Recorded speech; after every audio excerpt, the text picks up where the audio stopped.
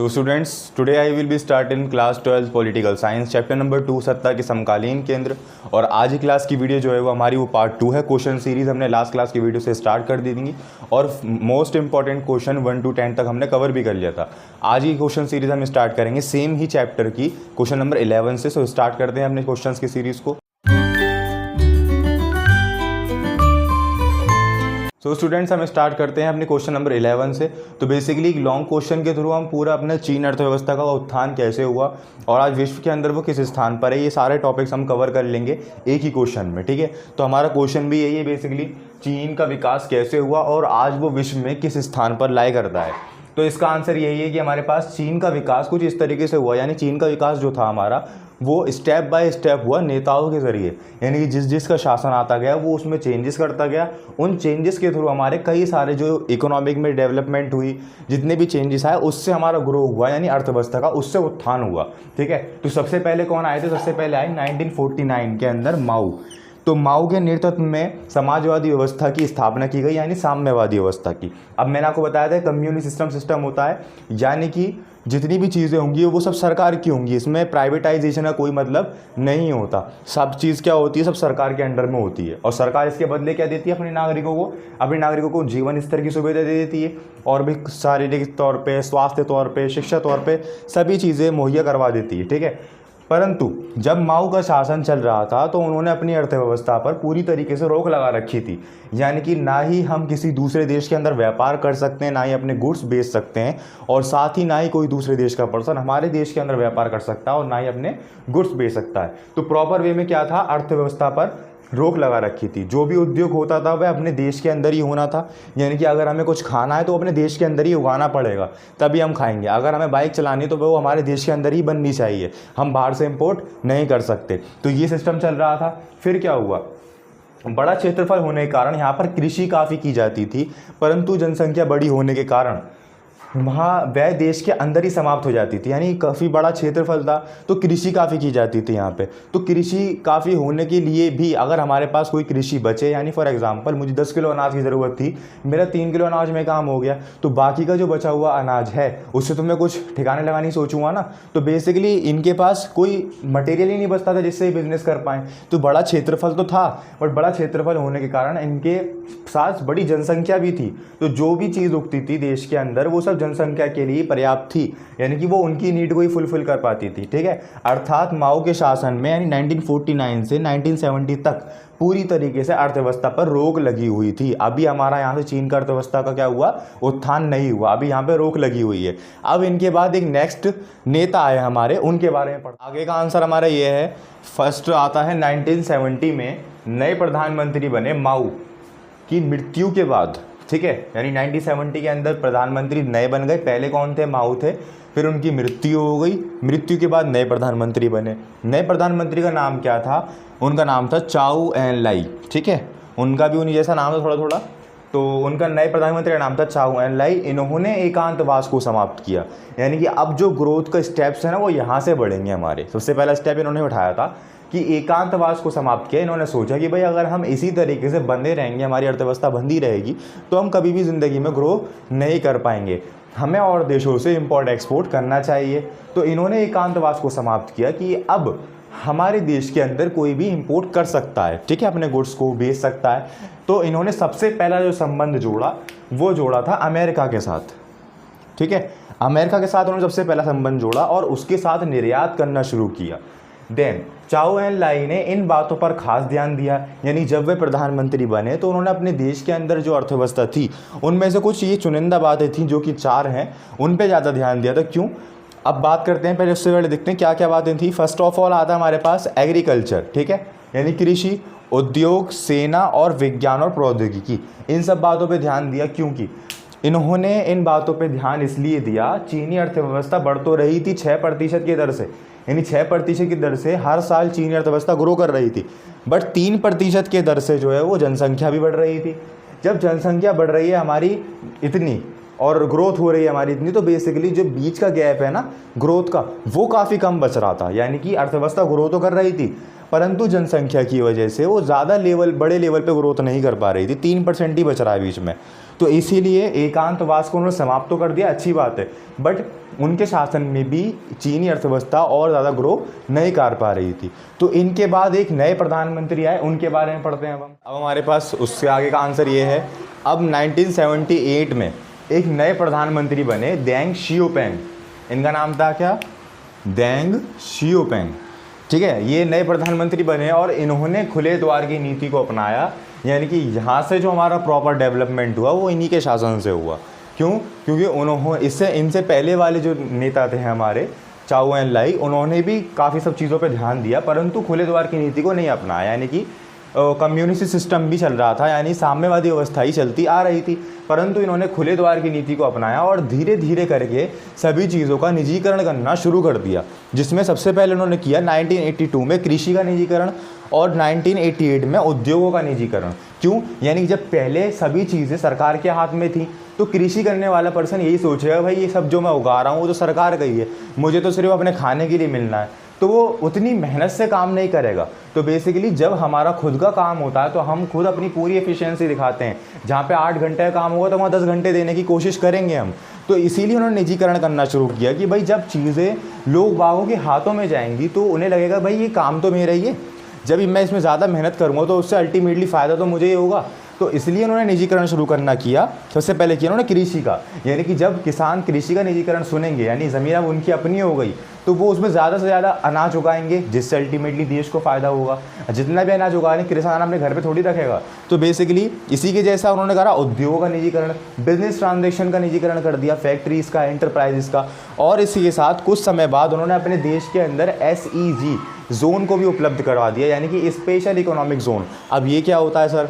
ये होता है स्पेशल इकोनॉमिक जोन, यानी कि एक गवर्नमेंट एक हिस्सा दे देती है ज़मीन का कि भाई आप इस जगह में अपने फैक्ट्री लगाओ, एंटरप्राइजेस लगाओ और हम आपको कुछ छूट देंगे, जैसे कि बिजली हुआ, टैक्सेस हुए, तो गवर्नमेंट की तरफ से हमें कुछ सब्सिडीज़ मिल जाती हैं इनकी जगह में फैक्ट्री लगाने से। तो इसको स्पेशल इकोनॉमिक जोन बोला जाता है, जो कि इन्होंने अपने देश के अंदर कुछ समय बाद स्थापना भी कर दी थी। ठीक है, इसी के बाद 2001 के अंदर क्या हुआ, हमारा चीन जो है वो WTO यानी वर्ल्ड ट्रेड ऑर्गेनाइजेशन का मेंबर बन गया और पूर्ण रूप से आयात निर्यात यानी इंपोर्ट और एक्सपोर्ट स्टार्ट कर दिया। यानी कि अब इसका साथ ही सिर्फ अमेरिका नहीं था, और भी काफ़ी सारे देश बन गए और ये भी अपने प्रोडक्ट्स को दूसरी जगह पे बेचने लगा। तो ये था हमारा चीनी विकास का उत्थान, यानी चीनी अर्थव्यवस्था का उत्थान। अब हम देखते हैं, इसी क्वेश्चन का आंसर है ये भी जो मैं बताऊंगा। अब हम देखते हैं कि इसका आज हमारे विश्व में कहाँ पर और क्या स्थान है, तो उसको देखते हैं। फ्रेंड्स कंटिन्यू करते हैं अपना आंसर कि आज चीन की अर्थव्यवस्था विश्व में तीसरा सबसे बड़ा केंद्र है। ठीक है, चीन की अर्थव्यवस्था का, और आज के समय में जिस हिसाब से ग्रो कर रहा है उससे पता ये लगता है कि आने वाले समय में यानी कि 2040 तक ये अमेरिका से भी आगे चला जाएगा, या अमेरिका को भी पीछे छोड़ देगा, ये अंदाज़ा लगाया जाता है। अब बात आती है कि सत्ता का केंद्र हम पढ़ रहे हैं, यानी शक्ति का केंद्र। तो सत्ता का केंद्र आखिर बन कैसे रहा है? सबसे पहला तो ये आता है इसका आकार में काफ़ी बड़ा है। दूसरा ये इसकी आबादी, यानी कि इसकी आबादी भले ही बड़ी है, बड़े कंट्रोल में है। जिस तरीके से ये ग्रो कर रहा है तो आबादी से इतना ज़्यादा फर्क नहीं पड़ पा रहा। थर्ड आता है परमाणु शक्ति संपन्न देश, परमाणु हथियार भी इसके पास काफ़ी सारे। फोर्थ आता है V2 पावर युक्त देश, यानी V2 पावर की शक्ति भी है इसके पास। देन बड़ी अर्थव्यवस्था है इसके पास, तीसरे नंबर में विश्व पे स्थान है। सिक्स्थ आता है बड़ी सेना का संगठन, या फिर इसके पास काफ़ी बड़ी सेना का संगठन भी है इसके आकार के मुताबिक। तो फाइनली हमारे इस क्वेश्चन का आंसर यहाँ फिनिश होता है।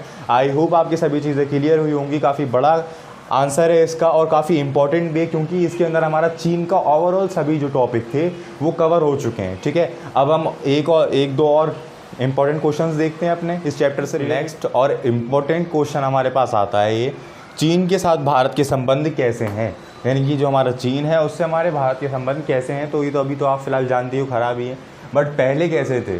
तो इसका उत्तर यही है कि पहले के समय में भारत और चीन के काफ़ी अच्छे संबंध हुआ करते थे, और इस वक्त में यानी जो वक्त था हमारा जब संबंध बढ़िया हुआ करते थे, तो हिंदी चीनी भाई भाई का नारा लोकप्रिय हुआ। परंतु 1950 में चीन द्वारा तिब्बत को हड़पने, भारत चीन सीमा पर बस्तियों पर लगाने, ठीक है, और भी कई कारणों से क्या हुआ, दोनों के बीच में मनमुटाव शुरू हुआ। दोबारा से रिवाइज करते हैं। 1950 में चीन द्वारा तिब्बत को हड़पने, भारत चीन सीमा पर बस्तियां बनाने पर दोनों के बीच में रिश्ते ख़राब होना शुरू हो गए।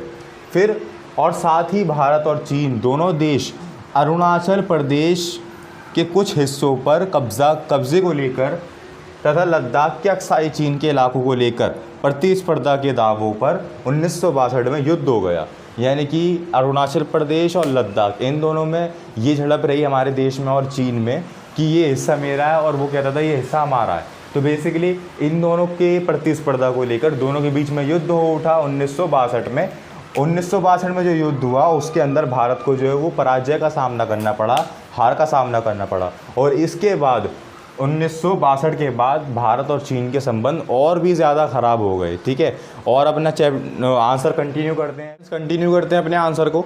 तो परंतु 1970 के दशक में चीन के राजनीतिक नेतृत्व में काफ़ी परिवर्तन हुए और चीन के मुद्दों में व्यवहारिक मुद्दों को प्रमुखता देने लगे। ठीक है, यानी कि 1970 के अंदर दशक में कुछ चेंजेस हुए चीन के राजनीति में और उसी के साथ साथ उसने एक राजनीतिक मुद्दों को छोड़कर व्यवहारिक मुद्दों पर काफ़ी ध्यान दिया।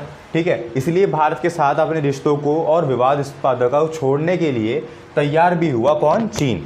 दिसंबर, तो यहाँ तक तो हमारे समझ में आया। ठीक है, अब देखिए क्या हुआ। दिसंबर 1988 में राजीव गांधी द्वारा चीन का दौरा भी किया गया जो कि काफ़ी सफल साबित हुआ। ठीक है, और सीमा पर शांति स्थापित करने के लिए दोनों ही देशों ने सांस्कृतिक आदान प्रदान, विज्ञान तथा तकनीक के क्षेत्र में परस्पर सहयोग एवं व्यापार के लिए 4 पोस्ट खोलने के लिए भी काफ़ी सारे समझौते किए गए। और इसी के साथ इसका प्रभाव ये पड़ा कि 1999 में भारत और चीन के व्यापार में 30% की वृद्धि हुई। ठीक है, यानी ये जो हमारी सब चीज़ें हुई थी उसके राजनीतिक नेतृत्व में चेंजेस आना, राजीव गांधी द्वारा उसका दौरा करना, तो बेसिकली इनसे हमारा प्रभाव पड़ा, काफ़ी अच्छा पड़ा, यानी रिश्ते जो हैं वो सुधरने लगे। और सबसे बड़ा प्रभाव ये हुआ कि 1999 में व्यापार में वृद्धि हुई 30%। ठीक है, तो इससे प्रभाव तो पड़ा। अब हम जितनी भी हमने अभी इस क्वेश्चन में बात करी वो सब पिछले समय की करी जो बीता हुआ कल है। ठीक है, अब हम इसमें ये भी बताया गया है चीन के साथ भारत संबंध कैसे हैं, तो यानी कि हमें पिछले ही बताना है और अब के ही बताना है। अब हमारे पिछले जो टॉपिक थे वो सब कवर हो गए। अब देखेंगे करंट पोजीशन जो है हमारी करंट टाइम में, उसमें चीन के साथ हमारे संबंध क्या। कंटिन्यू करते हैं अपना आंसर। तो हालांकि हाल के समय में दोनों ही देशों के बीच संबंध में काफ़ी गिरावट आई है और इसके कुछ कारण ये है। ठीक है, इसमें फर्स्ट ये आता है हमारे पास सीमा विवाद। ठीक है, दोनों के बीच में क्या है, सीमा विवाद लगा हुआ रहता है कि लद्दाख किसके हिस्से में आता है, अरुणाचल प्रदेश के कुछ हिस्से, इस तरीके से। देन चीन पाकिस्तान का आर्थिक मलियार, यानी चीन जो है वो पाकिस्तान की आर्थिक रूप से ही मदद करता है। ठीक है, जो कि हिंदुस्तान का क्या है, दुश्मन है। थर्ड ये आता है संयुक्त राष्ट्र संघ में आतंकवादी विरोधी भारतीय प्रस्ताव के विरुद्ध होकर चीन द्वारा पाकिस्तान को समर्थन देना। तो इससे क्या होता है, बेसिकली ये पाकिस्तान को समर्थन देता है जिससे पाकिस्तान हमसे फिर वो गलत व्यवहार होता है हमारा, फिर भारत उसके जवाब में कुछ ना कुछ करता है। तो बेसिकली इसके बीच में अल्टीमेटली कौन आ रहा है, चीन आ रहा है, क्योंकि चीन पाकिस्तान की मदद कर रहा है। तो ऐसे ही कई कारण है, ये 3 हाईलाइट किए गए हैं क्योंकि यही देखे जा रहे हैं आज के समय में। तो इसीलिए हमारे आज के समय के अंदर चीन के साथ जो है वो संबंध खराब हैं। सो फाइनली हमारे इस क्वेश्चन का भी आंसर फिनिश होता है और काफ़ी इंटरेस्टिंग, काफ़ी बड़ा क्वेश्चन था। ये नहीं कि यही क्वेश्चन आ सकता है, इसमें से तोड़े भी जा सकते हैं क्वेश्चन, यानी कुछ पार्ट का हमें क्वेश्चन पूछ लिया जाएगा तो हम उसका आंसर देना पड़ेगा। अदरवाइज़ जो मैंने आपको क्वेश्चन करवाया, अगर आपने इसे प्रॉपर तरीके से समझा होगा तो आप इसमें से कहीं भी क्वेश्चन कोई बनकर आ जाएगा तो आप इसको ईजिली सॉल्व कर दोगे, नो इशू। बट अगर आप प्रैक्टिस करोगे तो ठीक है। तो आज की क्लास के लिए इतना ही, और इस चैप्टर में हमारे जितने भी इंपॉर्टेंट क्वेश्चंस बन सकते थे वो मैंने सभी कवर करवा दिए। फिर भी अगर आपको किसी भी टॉपिक के अंदर कोई डाउट हो या फिर आपको लगता हो कि इस टॉपिक के अंदर क्वेश्चंस बनने चाहिए इंपॉर्टेंट, तो आप मुझे कमेंट सेक्शन में ज़रूर। ये कुछ क्वेश्चंस हैं जो कि आपको होमवर्क के लिए करने हैं, इसी चैप्टर से रिलेटेड है। इसमें फर्स्ट आता है हमारे पास चीन की अर्थव्यवस्था को खोलने के लिए कुछ नकारात्मक पहलू क्या बने, यानी जब हमारी चीन की अर्थव्यवस्था खोली तो उसके कुछ नकारात्मक पहलू बताओ। ठीक है। सेकंड क्वेश्चन ये है अपनी अर्थव्यवस्था को खोलने को विषय में, यानी जो हमारी अर्थव्यवस्था खुली चीन की उसके विषय में चीन और सोवियत संघ के अंदर क्या डिफरेंस है, क्या अंतर है, वो बताना है आपको। सो आपको ये दोनों क्वेश्चंस घर पे ट्राई करने हैं। अगर होपफुली आप इसका आंसर अच्छी तरीके से बना सकते हो, फिर भी अगर आपको इस क्वेश्चन के आंसर बनाने में कोई दिक्कत हो तो आप मुझे कमेंट सेक्शन में बताएं, मैं इनकी भी एक वीडियो बना दूंगा स्पेसिफिक। Thank you.